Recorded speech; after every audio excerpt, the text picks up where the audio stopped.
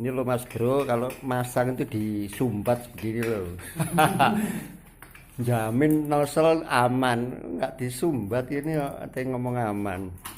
Di sini ini kadang di bleset tuh. Pastikan seperti ini teman-teman.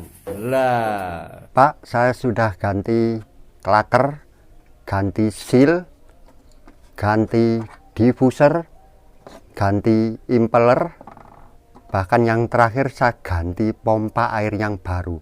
Kenapa jet pump saya tidak keluar airnya? Jawaban saya, Anda orang yang sangat disukai toko dan pabrik pompa air. Pipa aman, tusen klep saringan aman, jet aman. Jawaban saya, Anda terlalu percaya diri, kepedean, over self confident. Assalamualaikum warahmatullahi wabarakatuh. Bismillahirrahmanirrahim. Alhamdulillahirrahmanirrahim. Allahumma sholli ala sayyidina Muhammad wa ala sayyidina Muhammad. Semoga kita semua selalu diberikan kesehatan, diberikan rezeki yang berlimpah agar bisa berbagi dan menjadikan barokah. Amin ya rabbal alamin. Teman-teman, banyak sudah penjelasan mengenai cara kerja jet pump. Seharusnya dengan mengetahui cara kerja jet pump itu teman-teman sudah sedikit banyak bisa memperkirakan di mana problem dari suatu pompa air jet pump jika tidak mengalir atau tidak keluar airnya. Kemungkinan penjelasannya itu terlalu teknis teman-teman. Coba saya bawakan dengan bahasa yang awam, yang mudah dimengerti. Saya harap teman-teman yang mau mengetahui penyebab jet pump tidak keluar air menonton video ini secara runut dan runtut supaya tidak banyak pertanyaan kubur lagi nanti teman-teman. Kalau secara teknis teman-teman, pompa air jet pump itu cara kerjanya adalah seperti ini. Jadi memakai impeller sentrifugal. Jadi ini pada waktu pertama mau dinyalakan pompa itu harus terisi penuh dengan air. Dan itu karena ada tusen klep di bawah supaya airnya tidak turun. Jadi baru bisa bekerja setelah full terisi air. Kemudian air yang ada di pipa hisap itu akan dihisap oleh impeller. Keluarnya sebagian ke pemakaian, sebagian dibawa lagi ke bawah ke pipa dorong. Di sini terjadi tekanan yang tinggi teman-teman. Tekanan tinggi masuk ke lubang sempit disebut nozzle. Karena masuk ke lubang sempit terjadi aliran yang sangat cepat di sini. Aliran yang sangat cepat itu akan membuat tekanan yang rendah. Jadi tekanan yang rendah ini akan membuat air yang ada di sini ikut terisap. Kemudian di sini ada yang namanya venturi. Seperti efek dari venturi, jadi aliran yang kencang ini teman-teman, tekanan yang rendah akan masuk ke sini, memasuki ruangan yang lebih besar, aliran akan melambat. Aliran yang melambat itu akan menghasilkan tekanan yang besar, yang gunanya untuk membuat air ini akan terangkat ke sana. Seperti itu kalau secara teknisnya. Tetapi seringnya saya memakai gambaran yang mungkin lebih mudah dipahami teman-teman. Kalau pompa jet pump itu sepertinya lebih mudah dipahami seperti ini teman-teman. Menimba air, mengerek air teman-teman. Ini tali seperti kerekan itu teman-teman, tapi menyambung, talinya sambung, ini tidak putus. Kemudian di sini ada ember yang banyak begitu teman-teman. Nah, yang dibuat menimba ini dan embernya ini adalah air itu sendiri teman-teman. Jadi menimba air dengan memakai air, kerekan air seperti itu. Jadi seperti ini, kalau misalkan dari bawah itu yang ditimba katakanlah 100 liter, maka tidak semuanya kita pakai. Katakanlah yang 50 liter kita pakai, harus ada sisa teman-teman. Karena apa? Sisanya buat mengerek lagi. Ya, tadi buat turunnya pipa dorongnya ini teman-teman, buat mengerek agar terjadi sirkulasi lagi seperti ini. Itu saya rasa lebih mudah dipahami. Jadi yang dihisap 100, kemudian dipakai 50, kembali 50. Tetapi prakteknya teman-teman, pompa jet pump itu pompa yang efisiensinya sangat rendah. Biasanya di sini tuh maksimal yang keluar teman-teman itu hanya sekitar 30%, 25%, yang turun itu lebih banyak. Apalagi semakin dalam permukaan airnya atau kedalaman permukaan airnya, maka harus lebih banyak lagi air yang harus dibawa turun untuk menimba ya, karena kan semakin panjang teman-teman dan semakin memerlukan tekanan. Problem penyebab jet pump tidak keluar air itu paling sering adalah 99% teman-teman itu menyalahkan bagian di atas sumur, yaitu bagian pompa. Di pompa itu teman-teman itu hanya 2 sistem. Jadi kalau sistem yang komplit itu ada 3 sistem. Jadi kalau jet pump ya seperti ini, ada motor, dinamo, bisa diesel, motor bensin, macam-macam, namanya penggerak. Di depannya ada pompa.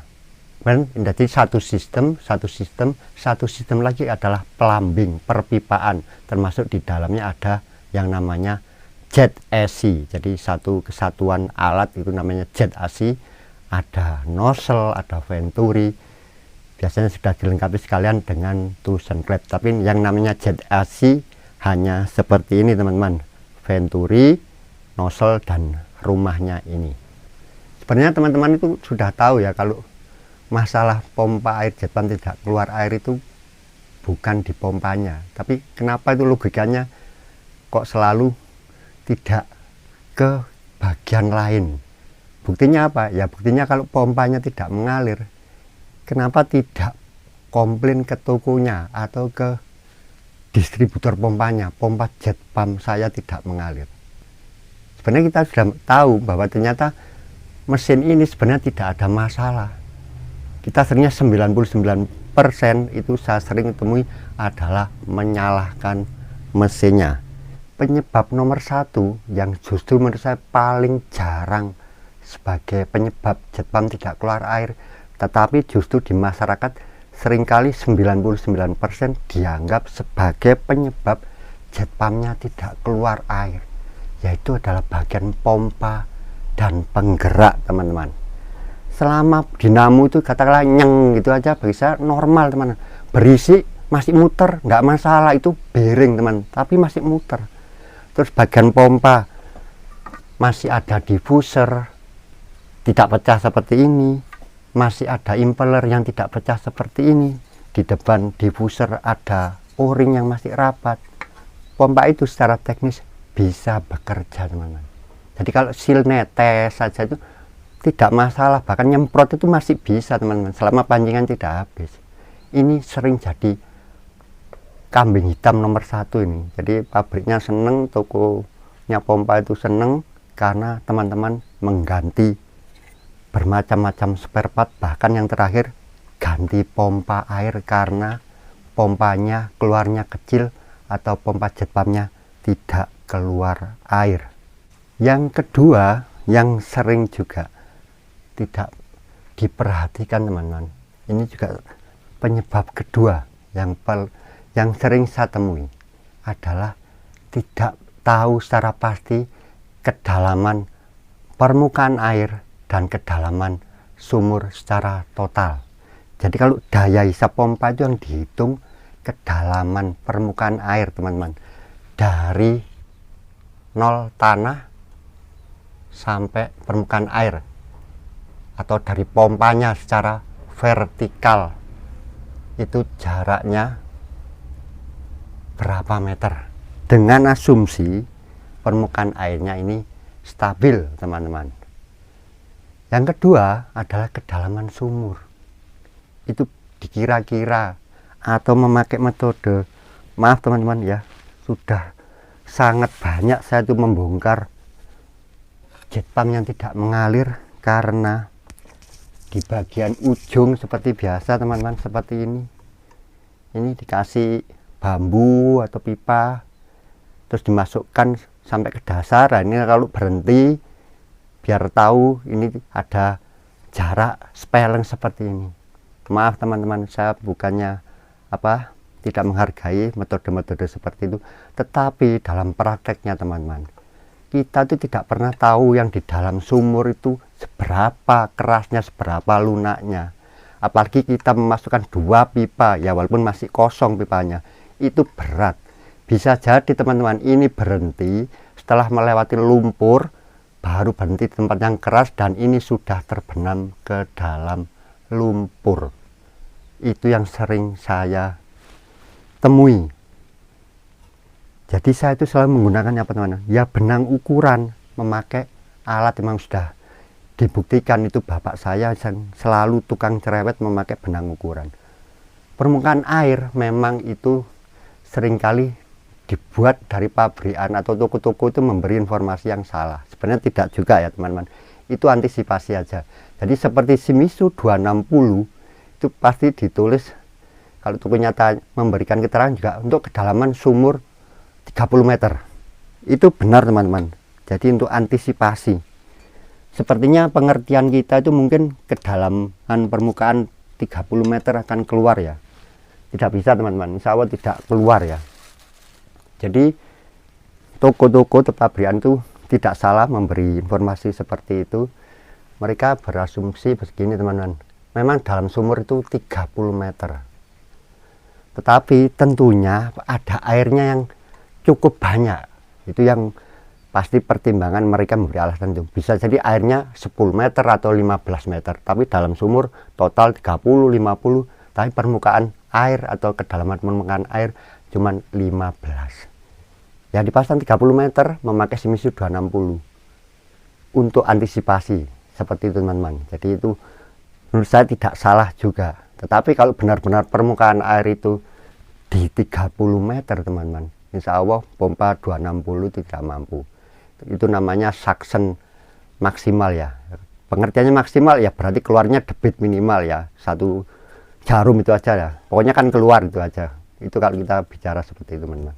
Jadi pastikan teman-teman kedalaman permukaan air dan kedalaman sumur itu jelas dan bisa terukur dengan ya mendekati 100% teman-teman, tidak harus persis ya. Pakai benang ukuran itu sudah sangat mendekati.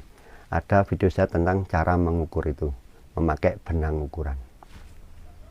Penyebab nomor 3 teman-teman adalah di plumbing. Plumbing itu perpipaan teman-teman.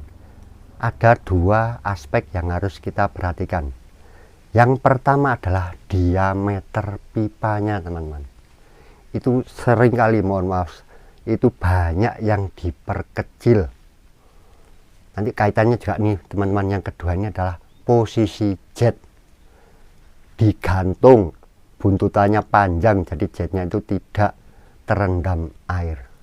Mohon maaf teman-teman, ini tidak menjelek-jelekan pekerjaan orang lain. Jadi salah satu kenapa alasan mereka memakai pipa yang lebih kecil itu memang ada anggapan pipa yang kecil itu akan membuat daya hisap lebih tinggi. Teman-teman, saya jelaskan sekali lagi, itu sama dengan di kelistrikan. Semakin besar pipa, semakin besar kabel, itu hambatannya akan semakin kecil. Akhirnya tekanan itu bisa lewat dengan leluasa. Jadi tanpa ada pengurangan tekanan, tidak ada namanya head loss teman-teman. Jadi semakin besar pipa itu akan semakin lancar, itu aja gampangnya teman-teman, bukan malah memperkecil. Ya itu hubungannya teman-teman, memang yang pertama memang tidak mengerti, yang kedua memang ada niat nakal ya. Salah satunya kan dengan mengurangi ukuran pipa, kalau borongan ya materialnya akan berkurang biayanya teman-teman. Yang kedua ini juga menyangkut ini teman-teman, posisi jet digantung. Salah satunya adalah memang pengertian yang salah juga teman-teman, digantung memperkuat daya hisap. Tapi ada juga yang juga karena dari niat buruk teman-teman, yaitu ya digantung ini kan mengurangi material teman, yang harusnya pipa double sampai ke bawah dan hanya separuh dengan ekornya yang panjang. Yang kedua itu bisa jadi disebabkan karena ngebornya dipersempit teman-teman, lubangnya tidak rata, 3,5 in ya standar dari diameter ZS ini, tidak sampai ke bawah. Yang sering saya temui karena apa? Menemui batu teman-teman. Jadi ngebornya ke tanggor batu, tidak bisa nembus, atau di selah istilahnya diambil sampingnya, akhirnya lubangnya mengecil. Pokoknya pipa 1 in bisa masuk lah, itu aja. Mempercepat pekerjaan ngebor itu aja teman-teman. Itu sering saya temui, ya alasannya seperti itu. Digantung itu lebih bagus, ternyata begitu saya turunkan mentok ada batu. Jadi saya tidak bermaksud menjelek-jelekan pekerjaan orang lain, tetapi itulah yang saya temui di lapangan, alasan memperkecil pipa dan merubah posisi jet. Ini sangat besar pengaruhnya teman-teman di sistem pompa air jet pump. Saya coba untuk meluruskan sekali lagi ya teman-teman masalah ini, karena ini memang sangat krusial. Jadi pemahaman tentang masalah diameter pipa dan posisi mata jet itu teman-teman sering selama ini saya lihat salah dipahami ya. Bukan saya merasa lebih pandai, bukan teman-teman. Kita pakai analisa logika yang mudah saja. Katakanlah teman-teman, kalau di dalam pompa itu kita setting keluaran, kita cekik 20 dengan harapan dia akan sampai di bawah dengan kedalaman 20 meter akan menjadi 40. Ini ilustrasi memakai angka ya, bukan untuk keakuratan teman-teman. Sampai di sini akan menjadi rendah karena masuk nozzle menjadi 10. Kemudian melewati venturi akan menjadi tekanan lebih besar menjadi 30 yang akan mampu mengangkat air setinggi 20 meter, dan sisanya di sini 10, sekitar 11. Karena kalau kurang dari ini akan ngorok, kavitasi teman-teman. Itu normalnya kalau memakai pipa yang standar. Bagaimana kalau kita memakai pipa yang lebih kecil? Itu pasti teman-teman terlihat sangat dicekik keluaran dari pompa ini. Karena memperkecil diameter pipa itu adalah memperbesar hambatan untuk menghasilkan tekanan yang sama di sini, maka di sini harus tekanannya lebih tinggi teman-teman. Katakanlah ini 30. Akhirnya ini bisa kembali normal teman-teman sampai di sini 40 untuk mengatasi tekanan yang berat karena diameter pipa yang diperkecil.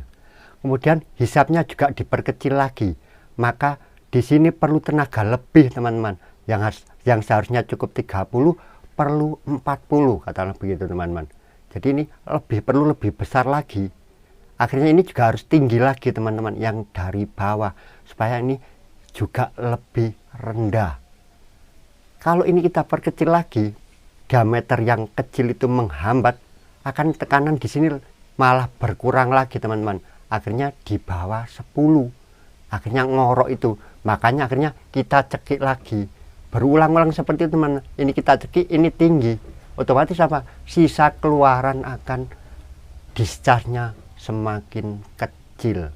Itu yang sering terjadi. Itu pemahaman saya rasa mudah teman-teman untuk memakai logika itu seperti itu. Jadi prinsipnya, rule of thumb-nya sebenarnya sama aja. Semakin besar pipa atau kabel kalau dilistrikan itu semakin bagus. Kemudian yang masalah ini teman-teman, posisi jet. Ini juga sering kali saya temui menggantung itu dengan alasan memperkuat hisapan. Teman-teman, logikanya kalau seperti ini menggantung tidak tercelup air, seperti teman-teman memasang pompa semi jet di sini. Akhirnya pompa semi jet itu kan masih harus dorong lagi ke atas yang harusnya sudah dekat dengan pemakaian. Jadi mengurangi head gampangnya teman-teman. Posisi jet yang menggantung tidak terendam. Gampangnya ilustrasinya seperti ini teman-teman. Jadi kan prosesnya tadi seperti kerean ya, menggayung gitu teman. Kalau teman-teman mandi di bak yang airnya penuh, untuk mandi gerakannya kan cukup pendek teman-teman. Ya, ngambil kemudian mengangkat gayungnya untuk menyiram kepala kita, cukup dengan langkah yang pendek teman-teman. Apa jadinya jika jet ini kita gantung? Yang seharusnya ini kan terendam, airnya sudah siap, tinggal menggayung saja. Akhirnya kita harus menunduk ya teman-teman, sampai dalam karena ini airnya ada di bawah dari gayung ini. Ini langkahnya jadi ke bawah juga semakin jauh, untuk ke atasnya juga semakin jauh. Jadi memasang jet, mata jet menggantung itu secara gampangnya akhirnya mengurangi head, mengurangi daya hisap, mengurangi daya dorong, karena harus semakin jauh. Boleh jadi teman-teman beda pemahaman, tidak masalah teman-teman, tetapi pabrikan itu sekali lagi sudah membuat perhitungan.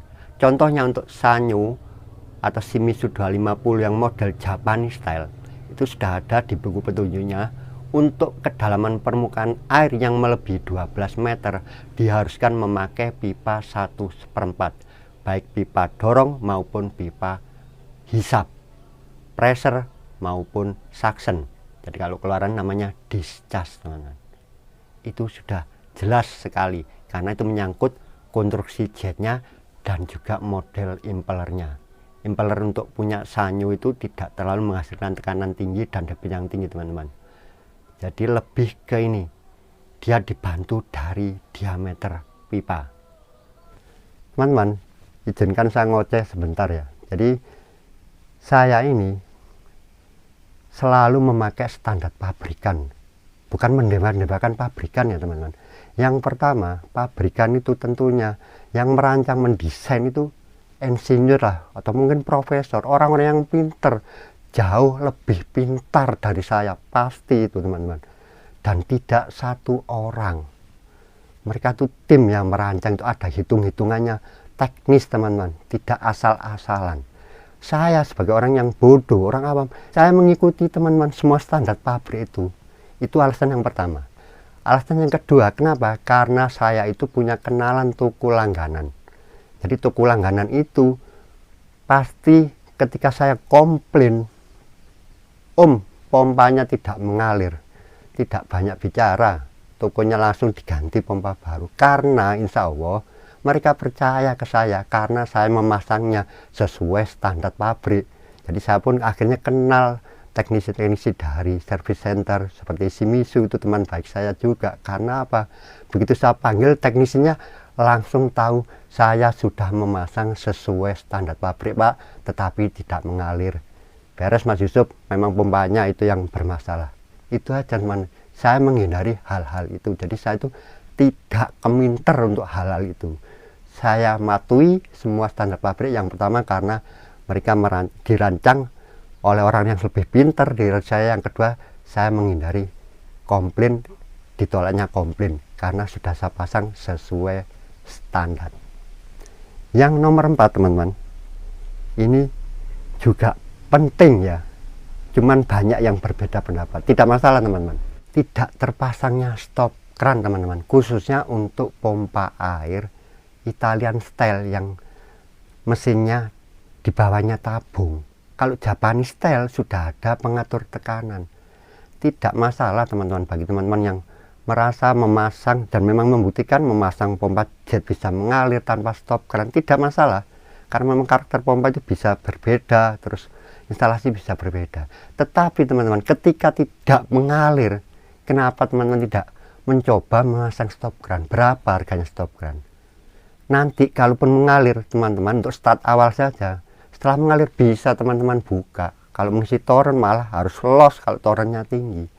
Tetapi ini teman-teman, tidak ada masalah teman-teman untuk memasang stop kran kalau memang tidak mengalir. Yang pertama ya, untuk membuktikan satu tube itu berapa tekanan tertinggi kalau ada jarumnya. Tapi kalau yang tidak ada jarumnya ya langsung Japanese style itu pressure switch-nya bisa mati. Insya Allah itu sudah tekanan normal. Jadi kenapa teman kita ragu untuk memasang stop kran? Walaupun teman-teman bisa saja memasang tanpa stop kran mengalir, itu tidak masalah. Yang jadi masalah ketika tidak mengalir teman-teman. Kita tidak perlu berdebat itu teman. Bisa dicoba dulu pasang stop kran, dan ini tidak ada ruginya. Itu nomor 4 teman yang sering saya temui. Jadi saya tinggal datang, pasang stop kran, mengalir teman-teman. Yang kelima inilah teman-teman yang paling sering dilupakan, dan 99% problem jet pump ada di sini. Seal sudah saya ganti, klaker sudah ganti, impeller sudah ganti, diffuser sudah ganti. Teman-teman, ini kesayangan toko dan pabrik pompa air. Yang kedua, saya ganti pompa yang baru, tetap tidak mengalir Pak. Ya ini sudah seneng juga tokonya. Teman-teman, yang kelima ini paling penting teman-teman. Pak, pipa saya sudah aman, tidak ada bocor, saringan aman, jet aman. Saya jawab, Anda kepedean, Anda terlalu percaya diri. Kenapa saya berani ngomong begitu? Karena saya sudah mengalami berulang-ulang teman-teman. Dengan metode yang aman saja punya saya itu masih ada kemungkinan nozzle buntu, saringan buntu. Jadi yang nomor 5 ini adalah bagian di bawah sumur ya teman-teman. Nozzle dan saringan. Juga tusen klep.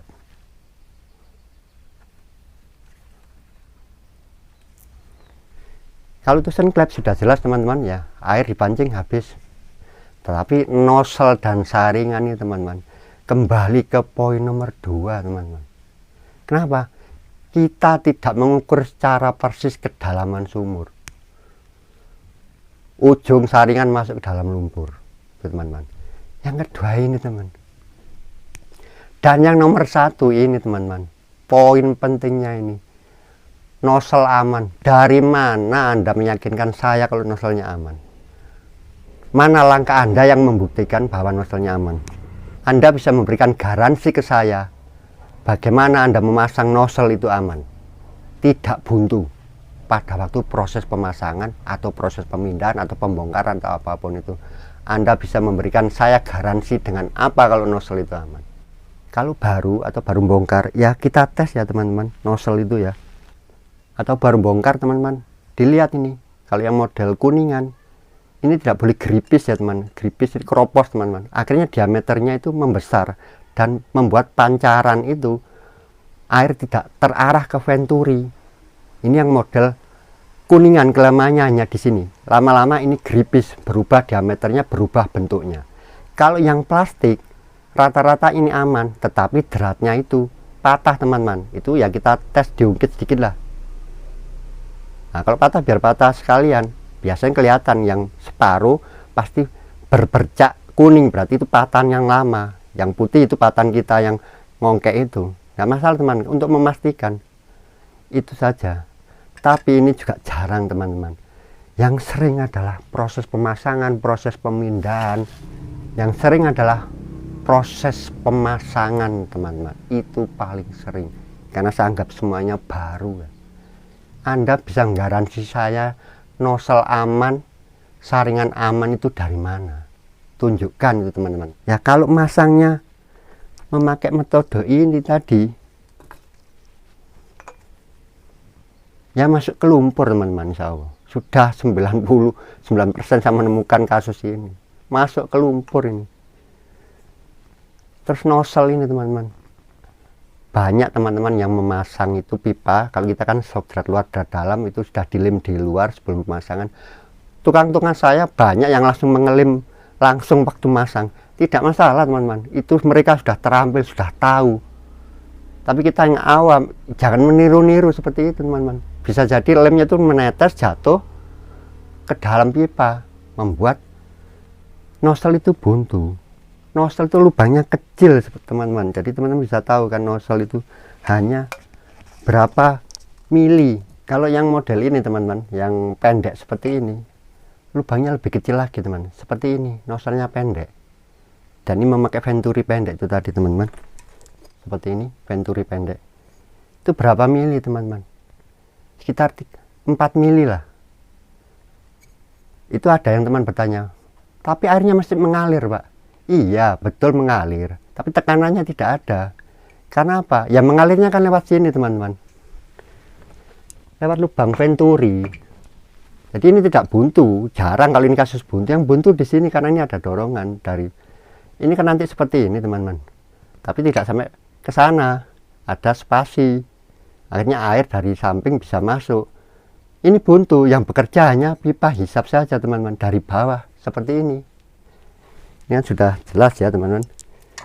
Jadi kalau nozzle ini buntu teman-teman, air itu hanya engkel teman-teman, istilahnya hanya dihisap oleh pipa satu ya. Namanya akhirnya jadi pompa air sumur dangkal yang mampu menghisap maksimal 8 meter seperti itu teman-teman.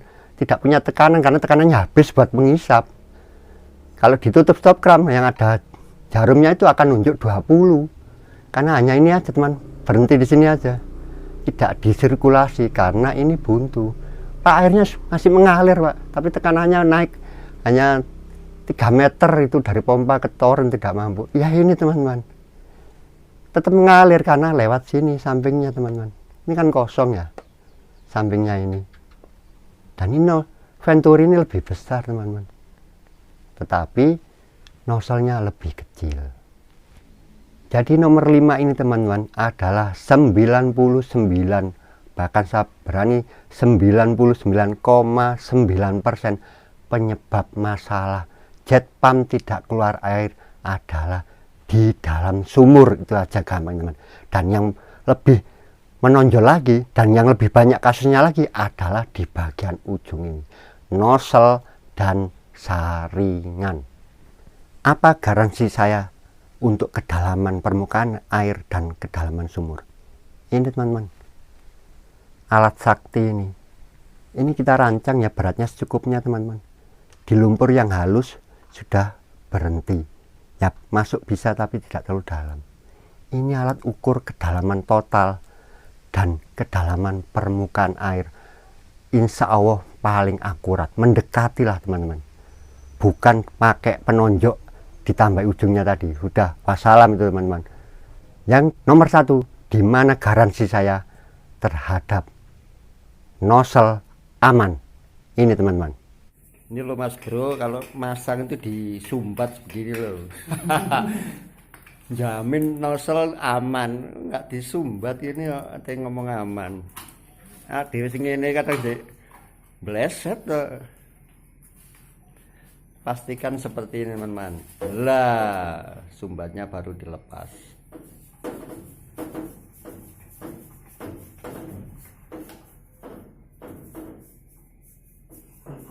Semoga bermanfaat. Assalamualaikum warahmatullahi wabarakatuh.